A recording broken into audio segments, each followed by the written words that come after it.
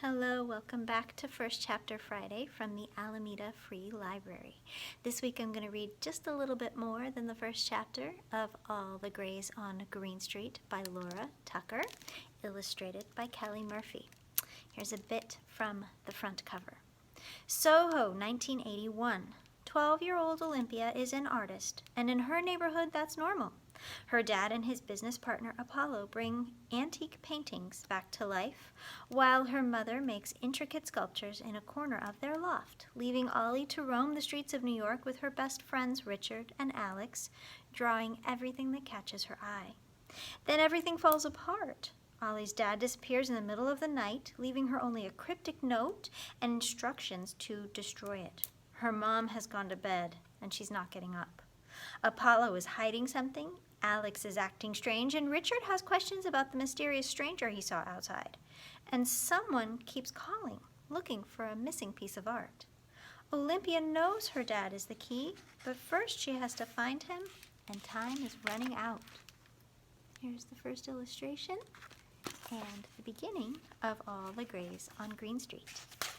May Day. May Day is the first day of May. May Day is also a radio signal used by ships and aircraft in distress.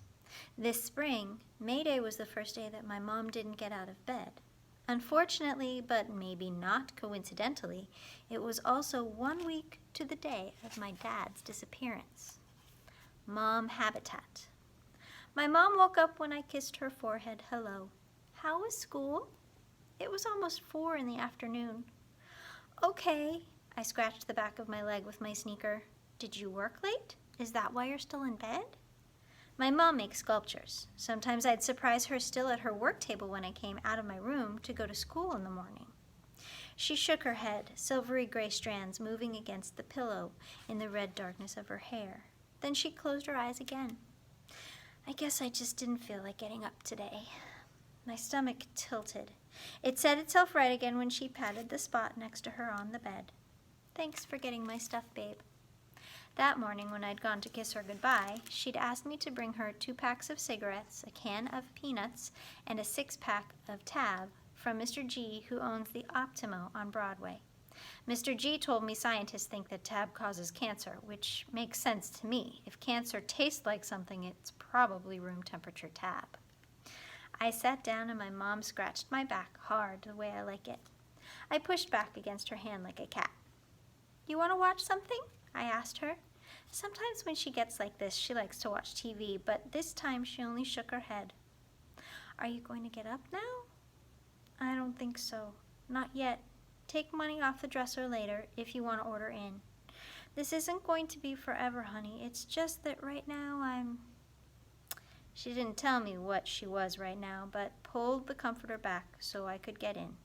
Voulez-vous? That was her making a joke. Our nickname for the woman my dad ran off with is Voulez-vous. Her real name is Clotilde, and she's French from France, which was one of the reasons he'd gone there. My dad's an art restorer. He used to fix damaged artwork in his studio on the floor above us, but in the 7 days since he's been gone, his partner Apollo had taken over most of the work.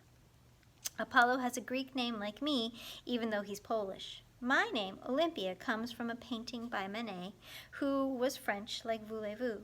The painting caused a tremendous scandal in 1865, the first time it was shown, not because Olympia is nude, but because of the way she's looking straight out at the viewer. I guess nudes weren't supposed to look back. My mom opened her arms and I laid down so she could spoon me, leaving my feet sticking out from under the covers because I still was wearing my sneakers. My mom doesn't care about those things, but I do. We lay there together in the half-dark for a while, and I let myself be comforted by the warmth of her body and the mom habitat smell of the bed. When I could feel that she was asleep again, I rolled out from under her arm and went back out into the big room where it was still light. 27 kisses. Our loft is in a building that used to be a factory. My parents' bedroom has a door, the bathroom does too, my bedroom just has a curtain. The rest of the apartment is the big room. I learned to ride a bike in there. I used to wish we lived in a normal house with a living room and a dining room and a backyard and a doorbell, except there's no way my parents would ever live in a house like that. Artists need lots of space and light. Lofts have both and they're cheap for New York, but to live in one you have to prove that there's an artist in residence. Our artist in residence is my mom. I wandered over to her workbench, an enormous stained wooden slab propped up on sawhorses between the windows on the Greene Street side of the loft. As I leaned in to see if she'd made anything new, I kept my hands by my sides, an old habit, to remind me not to touch. The pieces were all connected, balancing at impossible angles. I knew that when she was done, the way they were positioned would tell a story. I'd already seen the button marked push, strong black letters painted onto the old-fashioned green glass, wires trailing from the back of the panel like hair. I'd seen the used tea bag stained an antique yellow that she'd cut open and embroidered with wandering stitches so minuscule you couldn't imagine the needle small enough to make them. And I'd seen the tiny fan, woven like cloth out of ordinary dressmaker's pins, waiting on a tattered piece of red flannel. I still couldn't figure out how she'd made it. Not everything was small. There was an enameled sign from a store that used to sell ladies' dresses, hammered almost beyond recognition into a tough crumple and slashed with paint. But she hadn't added anything new in a while. I wouldn't say I was worried. Still, the fact that she wasn't working wasn't great.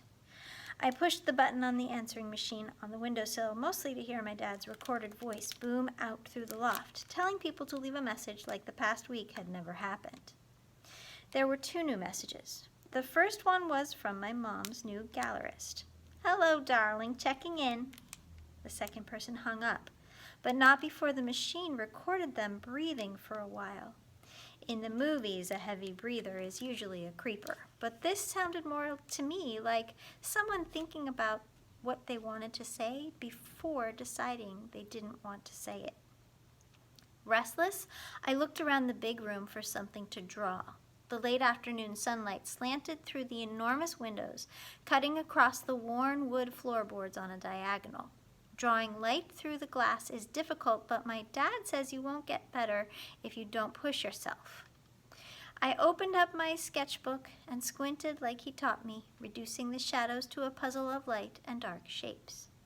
Apollo gave me this notebook, the kind that real artists use. He also buys me Blackwing 602 pencils, which are the best. He's always trying to get me to use color, but I've got enough on my plate with gray for now. I sharpened my Blackwing and began roughing out the shaky outline of the sunlight on the floor, the smudged shadow where the window was dirty. Then I built on the network of loose lines I'd sketched, making them stronger and darker as the composition took shape under my fingers. My dad had left a week ago, in the middle of the night, without saying anything to anyone. Here's those pencils. My pencil moved faster as I marked out the shape of a muscular tabby cat with thick black stripes, lounging like a tiger in the center of the page. I want a kitten, but my dad says that people are barely allowed in our building, let alone animals, so I draw a lot of cats. Everyone had been surprised by how well I'd taken my dad's sudden disappearance. But the morning after he left, I'd gone to pour myself a glass of orange juice just like I did every day. Stuck to the bottom of the container, I had found a piece of paper, precisely folded to fit underneath. It was a note from my dad. "Ollie," his note read, "there's something I've got to do. Not everyone agrees that it's the right thing, which is why it might be a little while before I can call. In the meantime, you're going to have to give yourself 27 kisses every morning and tell yourself that I love you. That part won't be hard because you know it's true. P.S. Don't tell anyone about this note and get rid of it ASAP." After adding a little shade to the triangle of the tabby's white chin, I made myself stop before I ruined the whole drawing. I looked critically at it. It was good enough to give to Mr. G, who trades me a Goldenberg's Peanut Chew every couple of weeks for a piece of original art, which he hangs next to the Spectacular Landscapes of Iran calendar that his cousin sends him from Tehran. I destroyed my dad's note by tearing it into confetti, like Lily Holbrook in Eve's Vengeance, except that I flushed the pieces down the toilet, and they would never have shown a toilet flushing on screen in the 50s. I missed him, but I was trying to be patient. I knew he'd call when he could. Except now that Mom had stopped getting out of bed, I found myself wishing he'd call sooner rather than later. We'll stop there. I'm intrigued, I hope you are too, to read the rest of All the Grays on Greene Street. Tune in next time to First Chapter Friday from the Alameda Free Library to discover a great new title.